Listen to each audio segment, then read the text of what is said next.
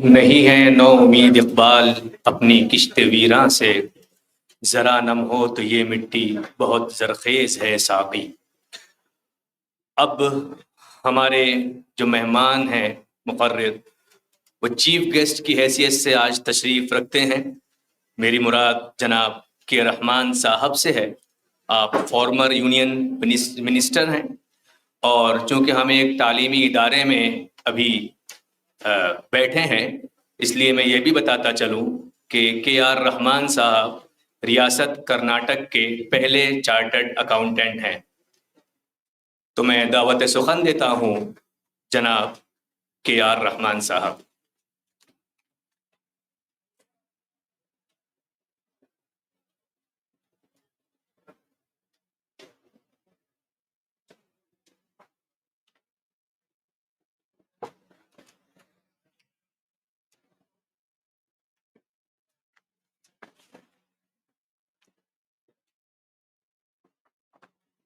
بسم اللہ الرحمن الرحیم۔ السلام علیکم ورحمۃ اللہ وبرکاتہ۔ ڈاکٹر عبد القدیر صاحب، جناب ڈاکٹر خواجہ شاہد صاحب،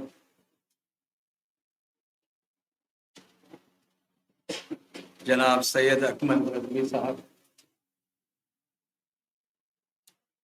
مولانا خالد سیف اللہ رحمانی صاحب،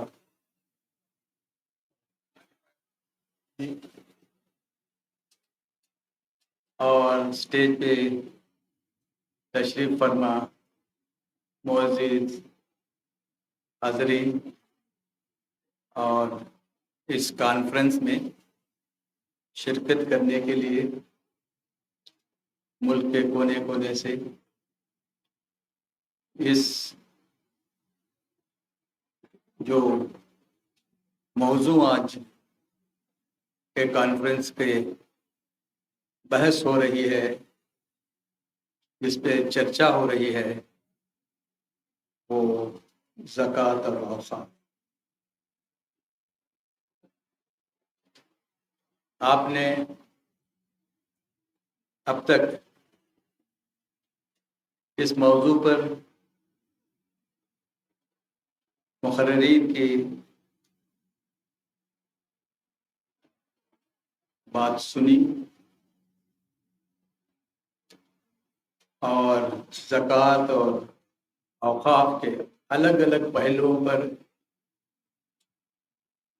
یہاں پر مقررین نے اپنی بات رکھی۔ جو بھی مقررین یہاں آج ایڈریس کیے ہیں، وہ اپنی علمی صلاحیتوں اور مطالعے کے سے آپ کے سامنے دینی اس کے کیا پہلو ہیں، کس لیے زکوٰۃ اور اوقاف یہ مسلمانوں کے لیے نہیں، سالے انسانیت کے لیے کس طرح نے اللہ تعالیٰ نے ایک اکنامک سسٹم، میں اس کو سمجھتا ہوں، یہ دینی پہلو تو ہے ہی ہے، اس کے قرآن میں ذکر ہوا ہے، اس میں دینی احباب نے بہت سے مقالے پیش کیے ہیں، پی ایچ ڈیز کیے ہیں، اس پہ ریسرچ ہوا ہے، سب کچھ ہوا ہے۔ میں ان پہلو پر بحث نہیں کرنے گا۔ اوقاف اور زکوٰۃ میرے نظر میں پوری انسانیت کے لیے اللہ سے دیے گئے ایک مساوات کے لیے، ایکویلٹی کے لیے ایک انسٹرومنٹس، دو انسٹرومنٹ جو ہم کہتے ہیں وہ دیے. زکوٰۃ ہم تو جانتے ہیں اللہ نے اسے فرض بنایا. ہم اتنا ہی جانتے ہیں کہ یہ فرض ہے، اس کو دینا ہمارا فرض ہے. تو اس کے اکنامک ایسپیکٹ جو ہیں اس کی طرف ہماری توجہ کم ہوتی. زکوٰۃ جب حضور صلی اللہ علیہ وسلم نے مدینے کی ریاست کی بنیاد ڈالی، یہ زکوٰۃ حکومت کو جائے. حکومت کا مطلب کیا ہے؟ آج کی حکومت کا تصور مت کیجیے. حکومت کی ذمہ داری عوام کی زندگی میں مددگار ثابت ہے. حکومت کیا ہوتی ہے؟ ایک فیسیلیٹیٹر ہوتی ہے. حکومت پرووائڈر نہیں ہوتی. حکومت دینے والے کے لیے حکومت نہیں بنتی. تو وہ فیسیلیٹیٹ کرنے کے لیے یہ ایک قسم کا ٹیکس تھا. اگر حکومت راستے بنانا ہے، راستے لوگوں کے لیے ہے، پانی فراہم کرنا ہے حکومت کو لوگوں کے لیے، اس کے لیے فنڈز کی ضرورت پڑتی ہے، اثاثے کی ضرورت پڑتی ہے. تو حکومت ٹیکس ڈالتی ہے. حکومت کے پاس الگ اور کوئی ذریعہ نہیں تھا کہ ٹیکس کسی بھی رقم سے ٹیکس لو. آپ وہ ٹیکس کے ذریعے سے حکومت فیسیلیٹیٹ کر کے جو پرووائڈ کرتی ہے لوگوں کی بھلائی کے لیے. یہ ایک زکوٰۃ، اسی لیے اس کو فرض کہا گیا ہے.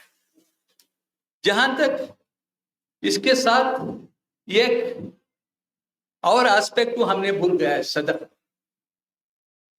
یعنی اللہ تعالیٰ اس کے ساتھ زکوٰۃ کو فرض کیا، مگر صدقہ کو اللہ تعالیٰ نے کہا آپ دو.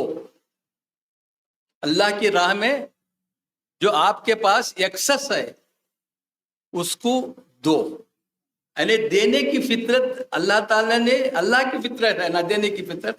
ہم اللہ سے مانگتے ہیں نا، جب اللہ سے مانگتے ہیں تو وہ اللہ کہتا ہے آپ بھی دو، آپ یہ فطرت پیدا کرو. تو یہ ایک سوسائٹی کو ایکول کرنے میں یہ ایک انسٹرومنٹ اللہ تعالیٰ نے اس کو زکوٰۃ کو فرض کر کے صدقے کے ذریعے سے آپ صدقہ 1 2 میں 10 دیتا ہوں. اللہ مجھے چند دن پہلے میں ہمارے یونین منسٹر ہیں نتن گڈکری صاحب، وہ ایک انڈسٹریل گیدرنگ کو ایڈریس کر رہے تھے. تو انڈسٹریز والوں کو کہہ رہے تھے کہ آپ 2 لوگوں کے لیے آپ کو بھگوان 10 دے گا. اور وہ کہتے ہیں کہ یہ میرا تجربہ ہے، میں 1 دیا ہوں 10 حاصل کیا ہوں. یہاں اللہ تعالیٰ آپ کو حکم دیتا ہے کہ آپ دو، قرض حسنہ دو، مجھے قرض دو. کس کے لیے قرض حسنہ؟ غریبوں کے لیے. یہ سب کانسیپٹ جو ڈیولپ ہوئے ہیں، قرض حسنہ کا کانسیپٹ بھی ایک اکانومی ہے. یہ انٹرسٹ فری لون جو کہتے ہیں ہمیں، اب جو حکومتیں بھی کر رہے ہیں، یہ اللہ کا قانون ہے، اللہ نے ہدایت دی. تو it is also an economic aspect. Society میں جب تک دینے والا نہیں رہتا سوسائٹی سدھار نہیں سکتی. اور اس لیے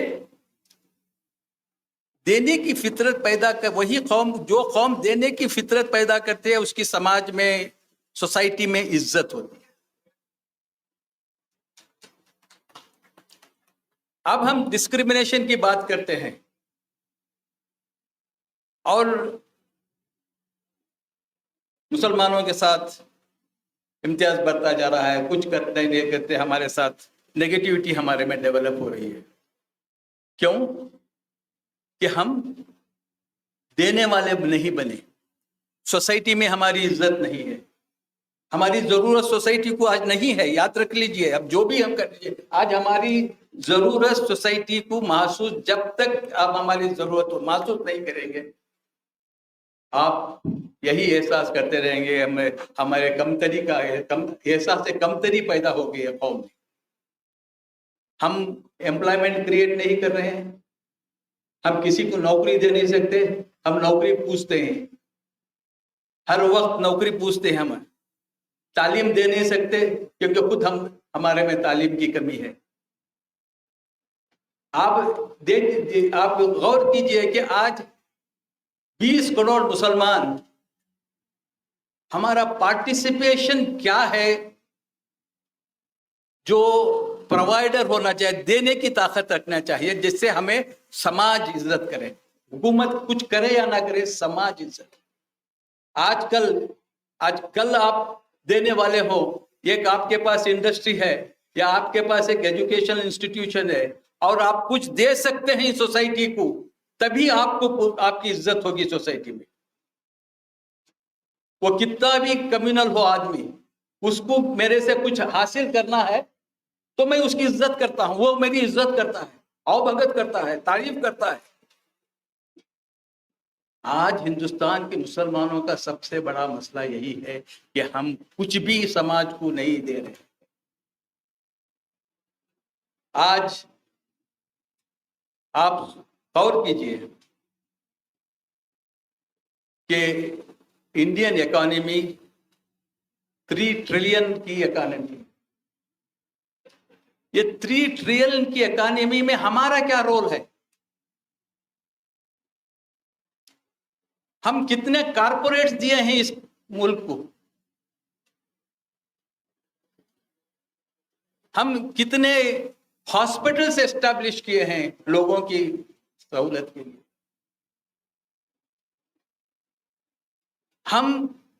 ہمارے ریسورسز کو ہم کس طرح سے استعمال کیے ہیں؟ کہیں اس کے اوپر بحث ہوتی ہے؟ اب چھوٹے سے چھوٹا ایک ڈاکٹر شفا خانہ رکھ دیجئے, وہ ڈاکٹر اچھا کوالیفائڈ ہے, اس کے ہاتھ میں شفا ہے, تو لوگ ہندو مسلمان کیا ہے کیوں کھڑ کے آپ کو وہ حاصل کرنے کی دینے کی طاقت پیدا کرتے ہیں. تو سب سے پہلے ہم کو ہمارے ریسورسز کو اکٹھا کر کے اس کو سوسائٹی کے لیے استعمال کرنا چاہیے. جیسا کہ اسلم پرویز صاحب نے کہا کہ قرآن میں کہا جاتا ہے کہ آپ کی ضرورت سے زیادہ جو ہے وہ پبلک کا, آپ کا نہیں ہے. اس دنیا میں ہر آدمی ایک جو بھی اس کی دولت ہے وہ اللہ کی دولت ہے, اس کے استعمال کے لیے ہے, اور استعمال کے طریقے قرآن میں بتائے گئے ہیں. اسراف سے منع ہے, کنجوسی سے بھی منع ہے. یہ سمپل تھنگس ہیں.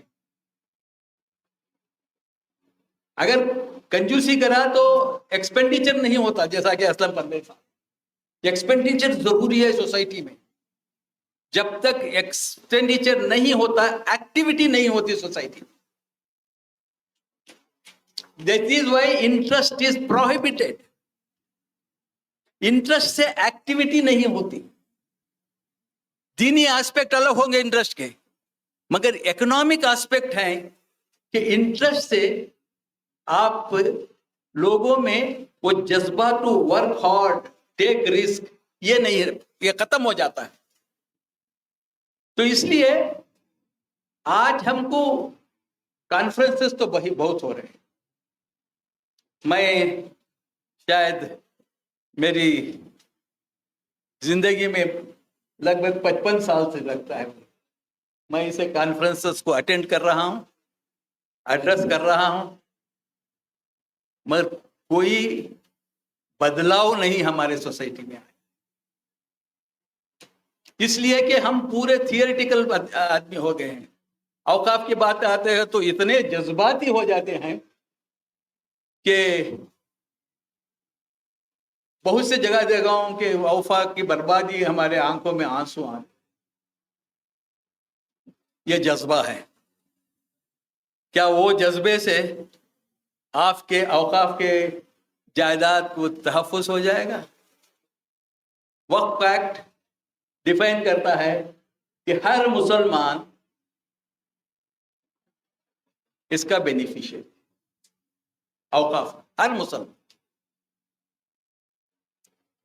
हम में से कितने लोग हैं ऐसे, कॉन्फ्रेंस को छोड़िए, बाद में हमारी जिंदगी में औकाफ की फिक्र रख के उसके तरफ कुछ ना कुछ कंट्रीब्यूशन करें। अगर हमारी प्रॉपर्टी कोई कब्जा कर लेता है, हम सुप्रीम कोर्ट तक जाके लड़ते हैं कि मेरी पर्सनल प्रॉपर्टी है। यहां अल्लाह की प्रॉपर्टी, मैं गुजरता रहता हूं, मैं देखता हूं कोई नाजायज कब्जा किया है या कोई बर्बादी कर रहा है और मुझे उसकी तवज्जो तक नहीं, मैं देखता तक नहीं है क्या है, तो कैसे आप औकाफ को बचा सकेंगे? तहफ़्फ़ुज़ कैसा कर सकेंगे? कानून से तहफ़्फ़ुज़ होता तो कब की तहफ़्फ़ुज़ हो जाते थे। तो हर मुसलमान को अपने आप को ये फर्ज ये तय कर लेना चाहिए कि मैं पूरे, चाहे हुकूमत कुछ कहो, कानून कुछ कहो, मैं कंट्रीब्यूट करूंगा जो भी मेरे से ताकत है, मैं वक्त की जायदाद को हिफाजत करूं, तहफ़्फ़ुज़ करूं। किराया क्या?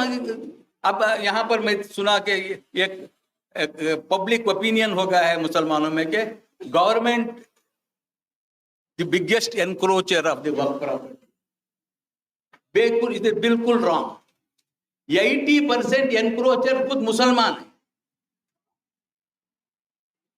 80% एनक्रोच गवर्नमेंट के 10 या 15% एनक्रोचमेंट है, वो भी डिस्प्यूटेड है, अलग बात है। यहां तो पूरे औकाफ किस लिए?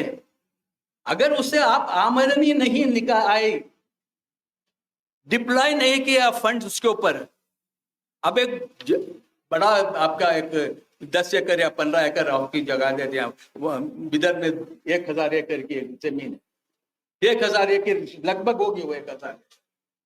क्या फायदा वो 1000 एकड़ की, जब तक उसे आप डेवलप नहीं करेंगे, उस पर कैपिटल नहीं डालेंगे, इंप्रूव नहीं करेंगे, उससे इनकम जनरेट हो तो वो इनकम लोगों की बहबूदी के लिए खर्च कर सकते हैं।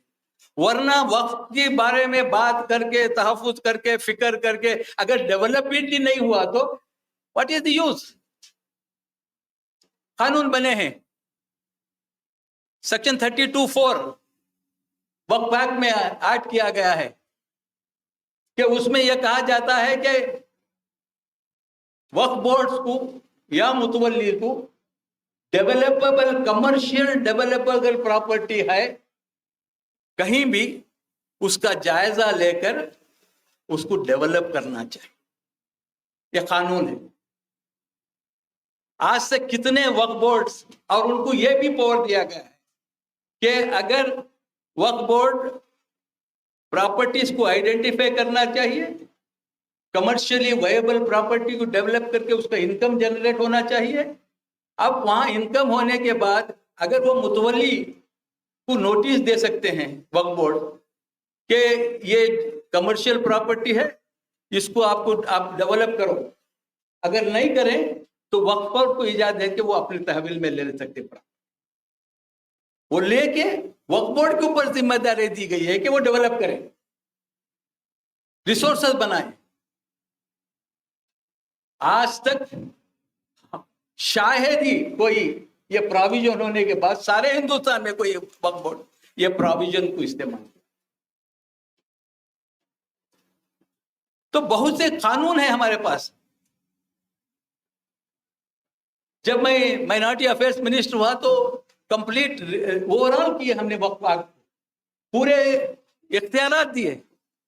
وقت کو کس طرح سے بچانا چاہیے, کرمنل افینس کی ہے. یہ قانون سے کچھ ہو نہیں سکتا جب تک لوگ جن کے اوپر یہ ذمہ داری دی گئی ہے وہ آگے نہیں آئیں گے تو کوئی سی وقت پراپرٹی ڈیولپ بھی ہوگی. وقت پراپرٹی کے اوپر تو ملک کا, ملت کا کیپٹل اس میں انویسٹ کرنا چاہیے. ہم کون سا کیپٹل کہاں انویسٹ کر رہے ہیں؟ ہم ہمارے بلڈنگیں تعمیر کرتے ہیں, بڑے بڑے مینشن تعمیر کرتے ہیں, تو وقت کے اوپر کون انویسٹ کرے گا؟ تو اس کے لیے کارپوریٹ بنانا پڑے گا. ہم نے یو پی اے کے زمانے میں سوچا کہ مسلمانوں کے پاس پیسہ اکٹھا نہ کرنا مشکل ہے, تو سچار کمیٹی نے ریکمینڈ کیا تھا, پارلیمنٹری کمیٹی نے ریکمینڈ کیا تھا کہ وقت ڈیولپمنٹ کارپوریشن بنایا جائے تاکہ یہ کارپوریشن فنڈز اکٹھا کریں. انڈیویجل کرنے سے کارپوریشن کریں. تو نیشنل وقت ڈیولپمنٹ کارپوریشن بنا, لانچ ہوا. خیر یو پی اے حکومت سے تھی, آج تک کوئی آواز اٹھایا کہ اس کو فعال بنایا جائے, اس کو ایکٹیو بنایا جائے. نیشنل وقت ڈیولپمنٹ کارپوریشن موجود ہے, 1000 کروڑ کی کیپٹل کی اس میں گنجائش کی گئی تھی. کتنے مسلمانوں کو معلوم ہے یہ؟ کتنے مسلمان جانتے ہیں جو وقت کی فکر رکھتے ہیں کہ ایک ایسا کارپوریشن بھی بنا ہے, 1000 کروڑ کا کیپٹل بنا ہے, اب کی سرکار اس کو ختم کرے؟ آواز بھی نہیں. اور ایک انسٹنس میں آپ کو کوٹ کرتا ہوں, دلی میں 123 پراپرٹی کی بات 20 سال سے چل رہی. اندرا گاندھی کے زمانے سے جو بھی اچھے بڑے بڑے پراپرٹیز ہیں, اس کے بعد برنی کمیٹی بٹھائی گئی, اس کے بعد وہ سب دیکھ کے دلی میں یہ کرے کہ کون سے پراپرٹیز واپس اوقاف کو دیا جائے.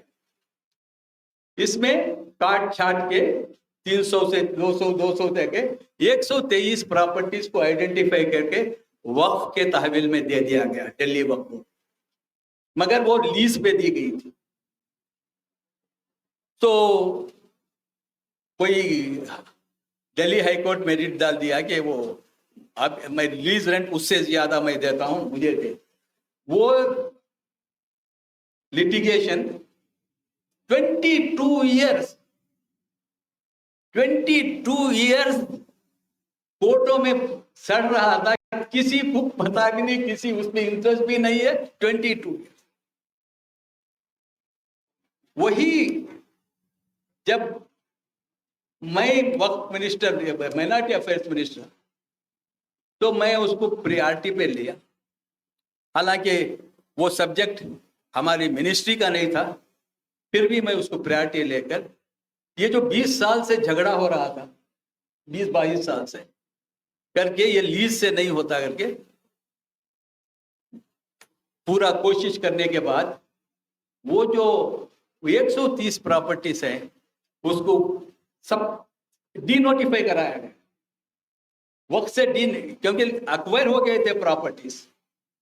دلی جب فارم ہوا تھا 1920 میں, یہ 30 پراپرٹیز بھی اکوائر ہوئے تھے. تو اس کو ہماری یو پی اے سرکار نے 123 پراپرٹیز جو مسئلہ 22-30 سال سے رہتا, یہ ڈی نوٹیفائی. آج کتنے مسلمانوں کو معلوم ہے کہ یہ 123 پراپرٹیز ڈی نوٹیفائی ہوئے ہیں اور اس کا استعمال کرنا چاہیے؟ اس میں کچھ کوئی اور ایک ہائی کورٹ میں چلا گیا, وہ ہائی کورٹ کو جانے کے بعد وہیں اور پڑا ہے, کسی کو انٹرسٹ نہیں ہے, کوئی مسلمان کو انٹرسٹ نہیں. تو ہم کیا کر سکتے ہیں؟ تم کو کون آ کے مدد کرے گا؟ کانفرنسوں سے آپ کا یہ مسئلے حل ہوں گے؟ جب تک قوم بیدار نہیں ہوتی, جب تک ان کے ہماری یہ ذمہ داری احساس نہیں کرتے, تب تک اوقاف کے پراپرٹیز آپ بچا نہیں سکتے, ڈیولپ نہیں کر سکتے. اس سے اللہ تعالیٰ نے آپ کے اوپر جو ذمہ داری, جو واقف ثواب جاریہ کے لیے وقف کیا ہے اس کا پرپس بھی فوت ہو جائے گا تو آپ کو جواب بھی دینا. تو اس لیے میرا یہی گزارش ہے سب سے کہ اوقاف بورڈ، میں اگر کتنا اوقاف کی جو حالت ہے بورڈز کی، اللہ رحم کر، سارے ہندوستان میں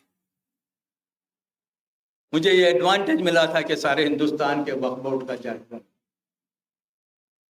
میں سارا ہندوستان کے وقف بورڈ پھرا ہوں، سارے ہندوستان میں پھرا، اور پارلیمنٹ کو ایک کمپریہنسو رپورٹ وقف کی میں پریزنٹ کیا. اس میں ہر اسٹیٹ کا وقف بورڈ کا جائزہ لیا.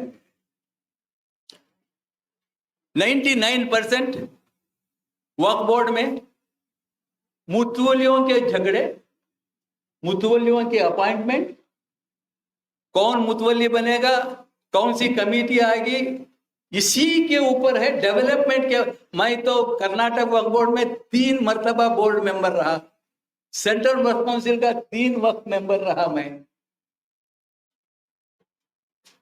مائنارٹی افیئر منسٹری سے وقف کا ڈیل کرنے کا مجھے موقع ملا، مگر میرا تجربہ، میں اس وقت کی کمی سے کچھ نہیں میں کہہ سکتا، مگر بہت ہی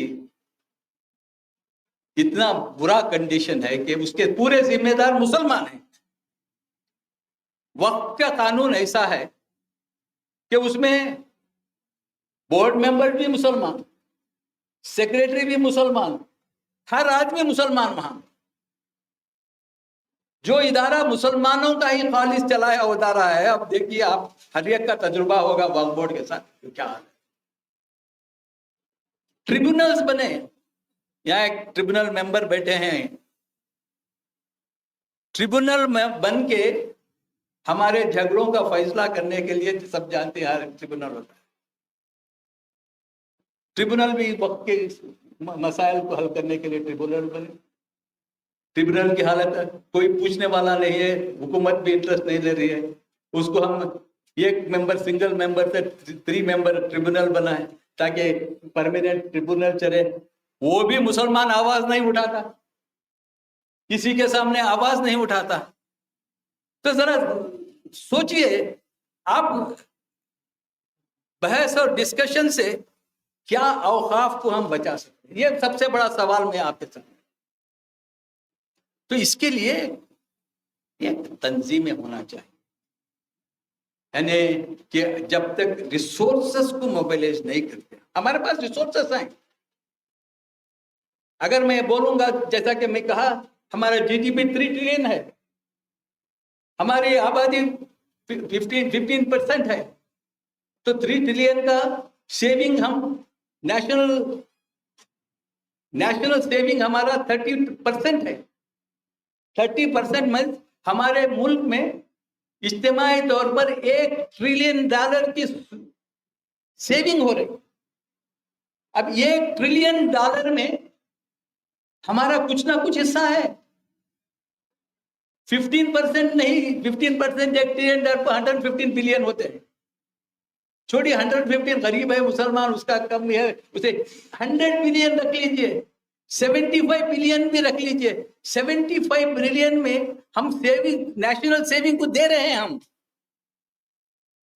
مگر ہم کچھ بھی حاصل نہیں کرتے، کیونکہ نہ ہمارے پاس اسلامک بینک کا بھی طریقہ نہیں ہے، بینکنگ بھی نہیں ہے. اب جو بھی یہ 150 بلین ہے، وہ سب یہی بینکوں میں جاتا ہے، اور اس کا فائدہ آپ کے پاس نہ انڈسٹریز ہیں، آپ کے پاس کوئی کاروبار ہے، آپ کو اس سے فائدہ، آپ کے سیونگ سے آپ کو فائدہ نہیں ہو رہا ہے. اڈانی امبانی فائدہ اٹھا رہے ہیں وہ آپ کے سیونگ سے، آپ نہیں اٹھا رہے ہیں. آپ کی غربت ویسا ہی رہے گی. کیونکہ آپ ایک انڈسٹری میں آتا پوچھ رہا تھا ہمارے دوست سے کہ حیدرآباد میں کتنے بڑے بڑے انڈسٹریلسٹ ہو، وہ بولے ایک بھی نہیں جو نام لیا جا سکتے. اب کارپوریٹ سیکٹر میں تم نہیں آئیں گے تو آپ کا وجود ہی نہیں ہے نا. کارپوریٹ سیکٹر ہی سے ملک کی اکانومی ڈیولپ ہوتی ہے, اسمال اسکیل انڈسٹری سے ڈیولپ ہوتی ہے. اگر ہم اب دیکھیے ہمارے اسکل ڈیولپمنٹ کا حصہ, اب ان کو ریکگنائز کیا گیا, یہ اسکل تھا ہمارے پاس, اس کو کیسے ہم ایکسپلائٹ کیے؟ کیا یہ کوئی ایوارڈ دے دینے سے وہ اسکل بچ جائے گا؟ میں نے یہاں جب مائنارٹی کمیشن کرناٹکا کا چیئرمین تھا تو میں آ کے بدر میں بدری آرٹ کو کس طرح سے بچایا جائے اس کا جائزہ لیا. وہ ہنر مر رہا ہے, اس کو کیسا بچایا جائے؟ کتنے ایسے ہنر ہیں جو ختم ہو رہے ہیں, اس کے اوپر ہماری توجہ نہیں. تو میری یہی گزارش ہے اس کانفرنس میں, جو بھی یہاں مدعو ہیں, جو بھی ہیں, کہ فکر کیجیے, وقت کو بچانے کی ہم سب کی ذمہ داری. اب جہاں تک زکوٰۃ کا ہے, زکوٰۃ ایک ایسا انسٹرومنٹ ہے جس سے اگر ہم چاہیں گے, کیونکہ ہمارے پاس کوئی اجتماعیت نہیں, زکوٰۃ سب دے رہے ہیں, مگر ایک نظام نہیں رہنے سے وہ زکوٰۃ کا پیسہ صحیح استعمال نہیں ہوگا. اس کو ہم کو بنانا چاہیے. جیسا کہ اسلم پرویز صاحب نے بھی کہا کہ مسجد کو ایک مرکز, محلے میں, ہر محلے میں ایک مسجد ہے. تمل ناڈو کا میں ایک چھوٹا سا اگزامپل دے رہا ہوں, اب ہو رہا ہے. تمل ناڈو کے کچھ ڈسٹرکٹس میں محلہ بیت المال کا ایک محلہ بیت المال شروع کیا جا رہا ہے. 3000 محلہ بیت المال, ہر مسجد ایک بیت المال, اور وہ بیت المال ایک رجسٹرڈ ٹرف ہوتا ہے وہ محلے کا, اور وہاں کی زکوٰۃ اور وہاں کا صدقہ اس کو دیا جاتا ہے. اور وہ جو صدقہ اور جو بیت المال کے لیے زکوٰۃ ہوتا ہے وہ وہاں کے ڈیولپمنٹ کے لیے کام ہوتا ہے. ایسے 3000 بیت المال, کسی کو پتا ہے 3000 بیت المال مدراس میں چل رہے ہیں, خاموشی سے چل رہے ہیں. ابھی اندازہ لگائیے کہ ایک بیت المال کا, محلہ بیت المال کا 3 لاکھ سے 4 لاکھ روپے منیمم کلیکشن ہو. اس کا مطلب ہے کہ ایک 4-5 ڈسٹرکٹ میں 3000 بیت المال, تو کم سے 500 سے 600 کروڑ روپے سالانہ کلیکٹ ہوتا ہے چند ایریا سے, چند محلوں سے. یہ تجربہ ہر جگہ ہونا چاہیے. جب تک مسجد کو آپ مرکز نہیں بنائیں گے, یہ کانسیپٹ جو ہے, اسلم پرویز صاحب نے کہا کہ ہم مسلمان بہت دیر سے بیدار ہوتے ہیں. آج قدیر صاحب کو معلوم NOS میں کیا ہلکا مچا ہے, national school of open university, distance education. Covid کے ذریعے سے distance education has become popular. انسان کو جب چیلنج آتا ہے تو وہ کچھ نہ کچھ کر کے, کووڈ سے چیلنج آیا تھا, کسی کو معلوم نہیں تھا ڈسٹینس ایجوکیشن کیا ہے, کیسا کر سکتے ہیں, کیسا ٹیچ کر سکتے ہیں. 2 سال میں نقشہ بدل گیا. آج ڈسٹینس ایجوکیشن سے ریالٹی یہ ہے. یہ ڈسٹینس ایجوکیشن جب NOIS شروع ہوا 94 میں اسی سال ممبر آف پارلیمنٹ بن کے گیا تھا. میں بولا یہ مسلمانوں کے لیے بہت اچھی اپورچونیٹی ہے. میں NOS کے ذمہ داروں سے ڈسکس کیا کہ اس کو کیسا رہے. اس کے بعد میں امریکہ گیا. امریکہ کو جا کے وہاں کے ہمارے انٹلیکچوئل سے کہا کہ یہ ایک بہت بڑا موقع ہے, آپ کے پاس ٹیکنالوجی ہے, اس کے ذریعے سے ہم ہمارے ڈراپ آؤٹس کا مسئلہ جو ہزاروں لاکھوں ڈراپ آؤٹ ہیں اس کو سالو کر سکتے ہیں. کسی کے سمجھ میں ہی آیا. اب کیا ہے بول رہے ہیں, کیا ہے ریٹ ہے. آج 20-25-30 سال کے بعد distance education is a reality. Hare field میں ڈسٹینس ایجوکیشن ہوا ہے. اس کے ذریعے سے پوچھئے قادر صاحب کو کتنا تجربہ کی کتنا ریولیوشن پیدا ہو گیا ہے، مگر 30 سال پہلے بولنے سے ہمارے سمجھ میں نہیں گئی. مدرسوں کو اٹیچ کیجیے، ہر مدرسے کو NOA سے اٹیچ کیجیے، تب مانے نہیں. میں نے مدرسوں سے ایک ایک مدرسے کے پاس گیا، مدرسے نے بولے ہمارا نصاب بہت زیادہ ہے، ہم اس کو امپلیمنٹ نہیں کر سکتے. مگر آج اللہ کا کرم ہے کہ وہی مدرسوں کے ذمہ داروں نے اس کو اپنایا ہے، بہت سے مدرسوں میں اس کو رائج کیا جائے. تو ہماری پرابلم یہ ہے کہ ہم بیداری ہوتے ہیں تو بہت دیری سے ہوتے ہیں، تو دنیا کہیں پہنچ جاتی ہے. تو اس لیے یہ دونوں جو میں وقت بھی ہو رہا ہے، یہ زکوٰۃ اور اوقاف، یہ دو ایسے ایریاز ہیں، اگر اس کو ہم اپنائیں گے تو میں سمجھتا ہوں کہ مسلمانوں کی غربت دور کیا جا سکتا ہے، ہر پرابلمز کو ایڈریس کیا جا سکتا ہے. اس پر میں نے بہت کچھ لکھا ہے، میں حکومت کو بھی اس پہ رپورٹ دیے ہیں. جب تک ہم اپنی بچت کو اپنے واسطے استعمال نہیں کرتے تب تک ترقی ناممکن ہے. مجھے لے لیجیے، چند بزنس پیپل، چند لوگ ترقی کر سکتے ہیں مگر قوم ترقی نہیں کر سکتی، کیونکہ آپ کے پاس ریسورسز نہیں ہیں. آپ کس کے پاس اسکل ہے، وہ اسکل مر جائے گا مگر آپ کے پاس اسے سپورٹ کرنے کے پاس آپ کے پاس کوئی ادارے نہیں. ہر کمیونٹی محنت کی ہے، اس لیے ایک پراپر اسٹڈی کے دوسرے قومیں کس طرح سے اپنی ترقی کو ایڈریس کیے ہیں 100 سال پہلے، 150 سال پہلے. ہمارے پاس جائزہ لینے کا طریقہ نہیں ہے. ہر کمیونٹی جو اپنے آپ کو میجارٹی کہی ہے وہ خاموش نہیں بیٹھے، ہم خاموش بیٹھے تھے. 100 سال پہلے سے وہ محنت کر رہے ہیں اور تعلیمی ادارے بنائے ہیں. ہمارے پاس کون سے تعلیمی ادارے ہیں؟ آج ہمارے پاس لگ بھگ 700-800 یونیورسٹی ہو رہی ہے. گورنمنٹ کا رپورٹ ہے کہ 1,500 سے 2,000 یونیورسٹی کی ضرورت ہے ہندوستان میں. اب ایک پیپر بھی دیکھا، اس میں وہاں فارن یونیورسٹی کا بھی ذکر ہے. فارن یونیورسٹی پر آج بھی کتنے یونیورسٹی ہیں ہمارے؟ انگلیوں میں گن سکتے ہیں ہماری یونیورسٹی. کس نے منع کیا ہے آپ کو؟ سیلف پیٹی کرتے ہم مسلمان ہیں، ہم غریب ہیں، ہمارے پاس کچھ نہیں. یہ سیلف پیٹی جو ہے ہمارے پاس، نیگیٹیوٹی جو ہر چیز کے لیے ہم کچھ بھی نہیں کر سکتے. ہمارے پاس ریسورسز کا ہے، ہمارے پاس ہم کو انکریجمنٹ نہیں ملتا، ہمارے پاس پیسے نہیں ہوتے. تو یہ negativity is the biggest hurdle ہمارے کمیونٹی میں. نیگیٹو کو تو دور کریے، آپ چیلنج لینے کی کوشش کیجیے، اللہ کے اوپر یقین رکھیے. یا کامیابی دینا نہیں دینا اللہ کے ذات ہے، مگر آپ آگے بڑھنا چاہیے. جب چیلنج ہی ایکسپٹ کرنے آپ تیار نہیں ہے تو آپ کو کون آ کے مدد کرے گا؟ تو کیونکہ میں یہاں لمبی چوڑی تقریر کرنے نہیں آیا ہوں، میں جو بھی آپ کے سامنے رکھا ہوں میرا پریکٹیکل تجربہ.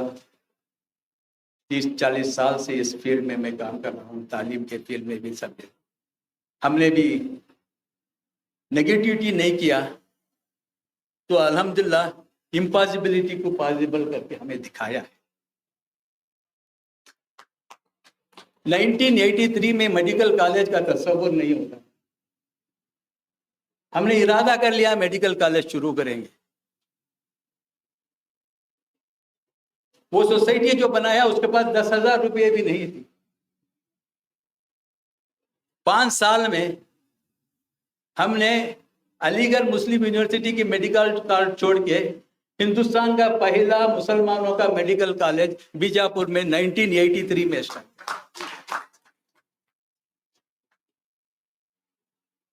تو اگر آپ چیلنج ایکسپٹ کرنا چاہتے ہیں تو اللہ کا مدد ملے گی. اب چیلنج ہی نہیں ایکسپٹ کرنا چاہتے تو اللہ کیا مدد کرے گا؟ آگے بڑھیں تو اللہ کی مدد شامل ہوگی. اب آگے ہی نہیں بڑھ کے خالی بحث اور مباحثہ میں اپنا وقت گزار دیں تو کمیونٹی ایکسپٹ نہیں کر سکتی. ایک تو آپ دینے والے بنے، سوسائٹی کو دیں، सोसाइटी आपकी इज्जत करेगी, कौम आपकी इज्जत करेगी। जैसा कि हमारे सरदार भाई हैं, क्रिश्चियन भाई हैं, वो भी माइनॉरिटीज है, उनका भी मजहब हिंदू समाज उनको भी नहीं लाइक करती, मगर उनके साथ इम्तियाज बरत ही नहीं सकती। वो तो 20% फौज में है सरदार में, क्रिश्चियन कम्युनिटी तालीम दे रही है। हम ये कि पारसी कम्युनिटी इंडस्ट्रियलिस्ट है, हमारे पास क्या है? तो इन चीज़ों पर गौर करने की ज़रूरत है।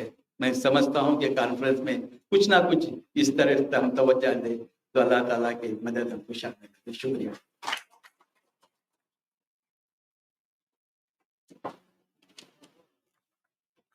जज़ाकुमुल्लाहु खैरन कसीरा। ये थे जनाब के Rahman Khan, former union minister. आप मानेंगे कि रहमान साहब